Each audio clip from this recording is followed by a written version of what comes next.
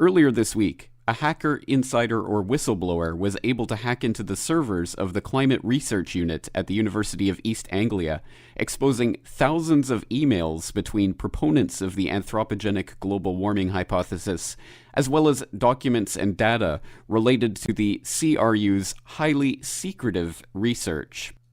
Earlier today, the Corbett Report had a chance to talk to retired climatologist Dr. Tim Ball about these leaked emails and their significance.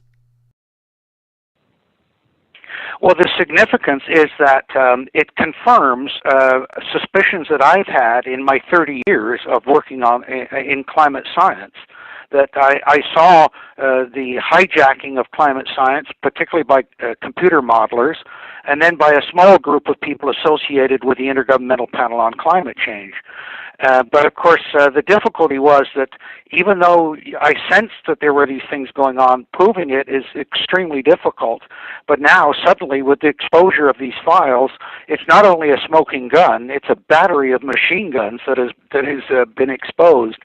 And it really is deeply disturbing, because what you've got here is confirmation of this small group of scientists who, by the way, Professor Wegman, who was asked to arbitrate in the debate about the hockey stick, he identified 42 people and said, look, these people are all publishing together, and they're also peer reviewing each other's literature. So there's a classic example of the kind of thing that bothered me. About 20 years ago, I started saying, well, why are they pushing the peer review issue so big? Why are they saying, well, you haven't published peer review and you haven't done this peer review? And now, of course, we realize is because they had control of their own process. And that's clearly exposed in these emails. So for me, it is just confirmation of very deep suspicions I've had. But on a global scale, it's frightening, because this group of people not only controlled the Hadley Center, which controls the data, global data on temperature through the Hadley Climate Research Unit. So the global temperature record is in their hands, but they also control the IPCC, and so they've manipulated that, and we read in the emails how that was done, and of course the IPCC has become the basis in all governments for the Kyoto Protocol, the Copenhagen Accord, and so on. That's exactly right. And of course, the ramifications of what we're talking about are huge. So can you give us an indication of some of the specifics that you found disturbing about, there are many different issues that were touched on in these emails and documents, but some of them include active collusion to avoid releasing information pertaining to freedom of information requests. Some of them pertain to attempts to get James Sayers removed from the editorial board of the Geophysical Review letters. Many other startling issues. Were there any that stuck out for you? Well, I think that those are some of them, but of course one of the first things is the overall tone of the emails. The nastiness, the viciousness, the personal comments about people. I mean, I knew John Daly, who passed away a little while ago, and the comment about almost to the delight that he's gone, and those kinds of things are really deeply disturbing. But beyond that, it's the orchestration of the whole publishing field.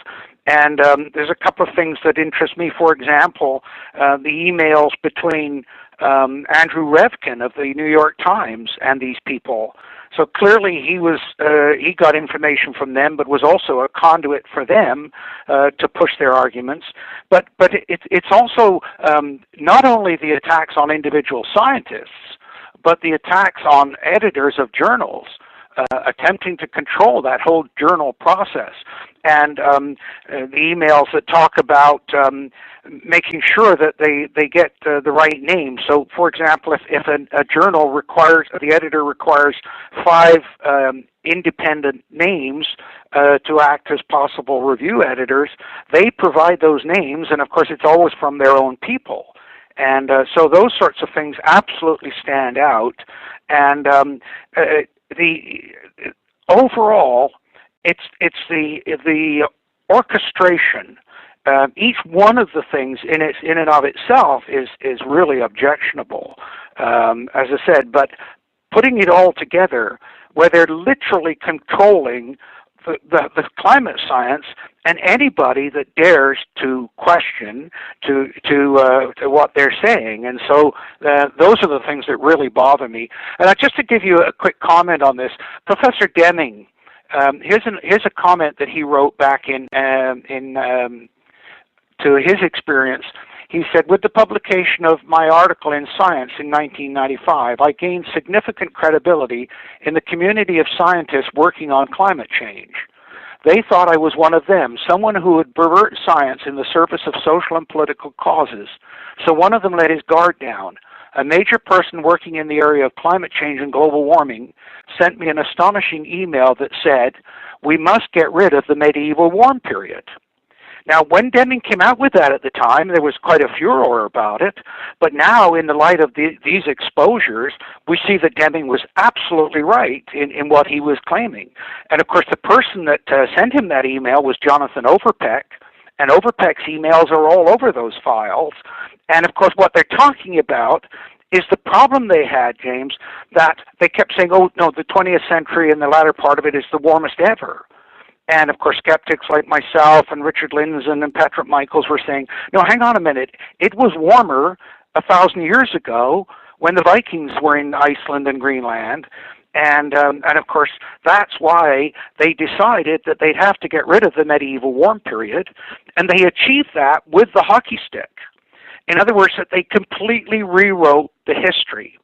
And you can see how they've done this, not only with that particular record, but with the historic records as well, the actual temperature records.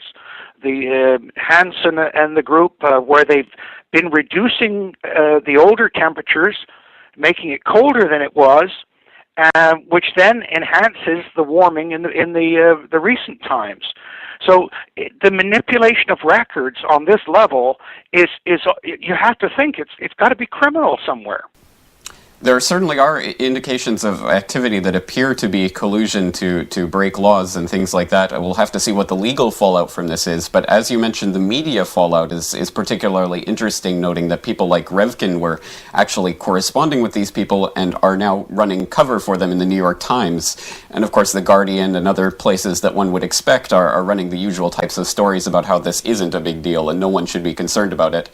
Of course, the media sources that we would expect are running cover for these guys in this story. So do you have any suggestions for people out there to go for unbiased views about this? What are some good sources of information? Well, I think that the Climate Audit, McIntyre's site, because he's the one that was pushing Jones for the information freedom through the Freedom of Information. And by the way, of course, what's disturbing about that is not only Jones and the Climate Research Unit involvement, but also the involvement of the UK Met Office. I mean, there's a thing on McIntyre's site today saying that as recently as November the 12th. They're denying, and of course the UK Met Office finally came out and said, "Well, we lost the data." So government involvement is deeply disturbing. But McIntyre's site at Climate Audit is a good place to go. A very good one to go is also Anthony Watt's site called "What's Up with That." And of course, Anthony's the one that's been showing all of the problems with the weather stations around the world and the adjustment of the historic record. That's another very good site to go to. Of course, I've got an article on Canada Free Press. There's a few articles there that I've written over the last 4 or 5 years about my suspicions about what was going on. And the sad thing is, Jane, for me, I've struggled with this and been attacked. But you know what? Finding out that what I was saying was true there's no pleasure in that whatsoever. No pleasure in I told you so, because this is a deeply troubling time, not only for climate science, but science in general. All right, Dr. Ball, we're going to have to leave things there, but thank you very much for joining us today. Thank you for the opportunity.